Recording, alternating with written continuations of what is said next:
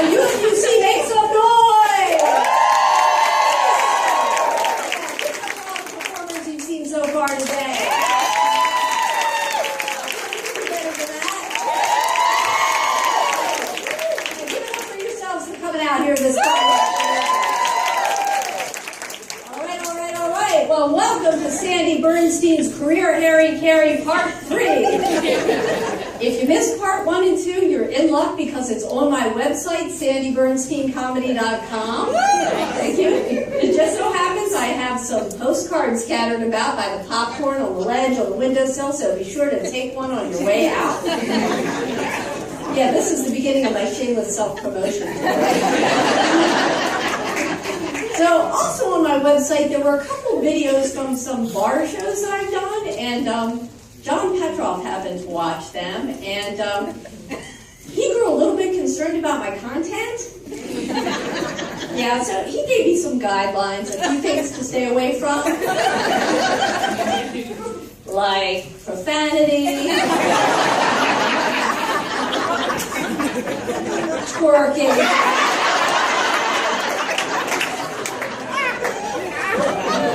religion, politics, race. And I was like, John, I wasn't going to talk about any of that stuff. The topic I have today is universal and relatable. I'm here to talk about poop. Everybody poops, right? Well, unfortunately, John didn't see it that way. And the word came down, no poop jokes. So I decided to oblige because I want to stay employed and married. For those of you who don't know, I got married a few months ago.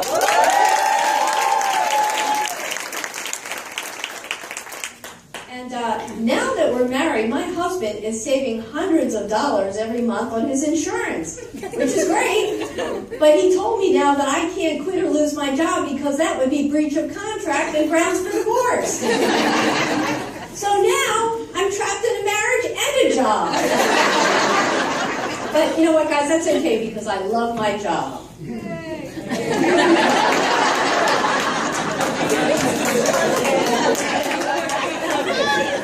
Everybody here at UMUC is just so collegial. Like the other day I was late to a meeting and all of the seats around the conference room table were taken. So I went to hop up on the windowsill and like half the people in the room jumped up to offer me their chairs, which I thought was really nice. So I took somebody up on it. And after the meeting, I remarked to my boss, Cynthia Friedman, gee, everybody here at UMUC is just so courteous. And she said, Sandy, they weren't being polite, you're wearing a skirt. But you know something, in my defense, it wasn't like I was going commando. I mean, I had on clean drawers. I mean, now granted, they were the high-waisted kind with the little flowers that come up to the ribcage. You know, the granny panties. Yeah, I guess nobody wants to see that. You know something? You just did in your mind's eye because of the magic of the spoken word. Now, actually, I did have something else planned. I was going to toss out a pair of them, you know, so you could actually see them. But, yeah, John put the kibosh on that one. So did Terry and the other performers, and the technical crew, and the folks at the security desk. So go figure. So, how are those New Year's resolutions coming? You know, mine never seemed to work out. Last year I made a resolution to become a better listener, but then I couldn't hear myself think. Yeah. Well, then I made a resolution to become a better dresser, but I had nothing in my closet. So I got arrested for streaking. I mean, I had to ask Teresa Thomas in payroll how I should mark that on my timesheet. I mean, seeing as it happened at work. So then I finally made a resolution that I thought would be safe. Something for my health. I made a resolution to get more sleep. But you know, that didn't work out either. Because my boss kept walking in on me. Yeah, so I always seem to keep digging myself deeper and deeper into a hole. So to try to get out of that, I like to be proactive, take on new projects, go outside of my comfort zone.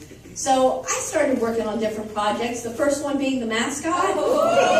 Now don't get me wrong, I love the mascot, but I worry that it might create some confusion with the public. I mean, it's a bird, and so is a phoenix, like University of Phoenix, and that would be bad. But more likely, people might wonder why it's a bird and not a turtle, seeing as everybody confuses us with University of Maryland College Park. So I came up with a solution, and I think this is best of both possible worlds. Ladies and gentlemen, I present to you the UMUC Night Terrapin.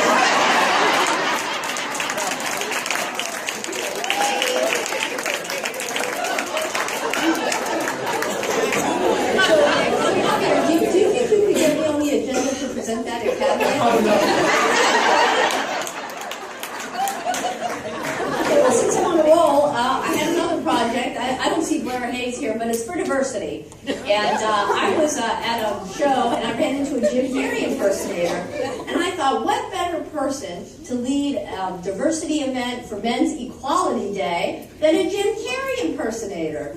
So we started bouncing ideas off of one another, and he came up with something interactive. Flatulence contest. Yeah, well, hey, that's not a poop joke because that's gas and not a solid. Okay?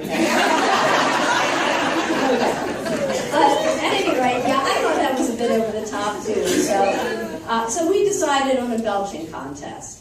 So think about it. What better way to celebrate Men's Equality Day than with a belching contest led by a Jim Carrey impersonator? Pure genius!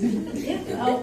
Oh well, I guess you guys aren't on board with that, but it doesn't matter. At least we can exchange ideas and dialogue and ideate here at UMUC. That's not always the case in the corporate sector. In the for-profit world, you have a lot of suck-ups. You know the type, the guy who sits in the meeting and every time the boss opens his or her mouth, his head is nodding up and down. Yeah, we had one at my last job. His name was Kyle. One day, a small group of us were working around the clock on this PowerPoint project, and once we presented it to the boss, Kyle had to say what a great project it was and how it fostered teamwork and collaboration and yada, yada, yada. And then he said the words that just pushed me right over the edge. He said, I think I speak for the entire group when I say that we feel fortunate to have you as our leader. You inspire us. Yeah, well, as soon as the boss left the room, I just lost it. I lit into Kyle. I was like, way to go, Kyle.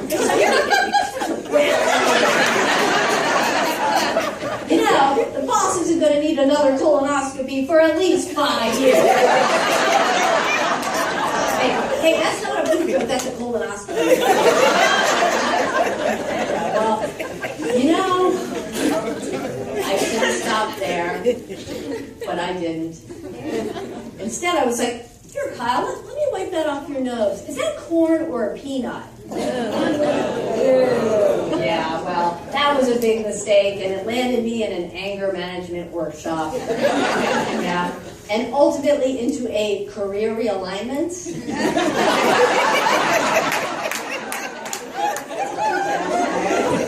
Job search. But I learned a very valuable lesson, which I would like to share with everyone today. Folks, do not, under any circumstances whatsoever, list an anger management workshop under the continuing education system. That is just a bad idea. And you know what? Speaking of bad ideas, I think it's time I go out and update my resume and look for a new husband. Well, listen, don't forget to check out my website, sandybernsteincomedy.com, and I have postcards on the windowsills, on the ledge, by the popcorn.